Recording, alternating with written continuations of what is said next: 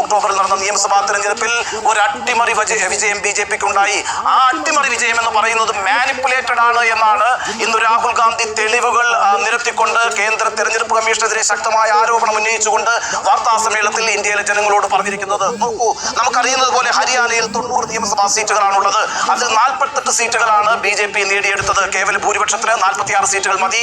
2 സീറ്റുകൾ അധികം നേടിയെടുത്തുകൊണ്ടാണ് BJP അധികാരത്തിൽ വന്നത്. 37 സീറ്റുകളിലേക്ക് കോൺഗ്രസിന്റെ ടാലി ചുരുങ്ങി. 11 സീറ്റുകളുടെ വ്യത്യാസമാണ് ഇപ്പോൾ ഹരിയാനയിലുള്ളത്. എന്നാൽ വോട്ട് പെർസെന്റേജിൽ വളരെ ചെറിയ വ്യത്യാസമേ ഉള്ളൂ. 0.6% മാത്രമാണ് BJPക്കും അതുപോലെ തന്നെ കോൺഗ്രസിനും ഇടയിലുള്ള വോട്ടിന്റെ അന്തരം എന്ന് പറയുന്നത്. എന്നാൽ 11 സീറ്റുകളുടെ വ്യത്യാസമുണ്ട് തീർച്ചയായിട്ടും.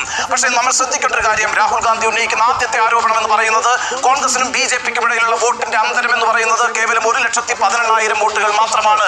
1,18,000 വോട്ടിന്റെ വ്യത്യാസത്തിലാണ് സംസ്ഥാനത്ത് ഹരിയാനയിൽ BJP അധികാരത്തിൽ വന്നിരിക്കുന്നത്. പക്ഷേ അതൊരു വലിയ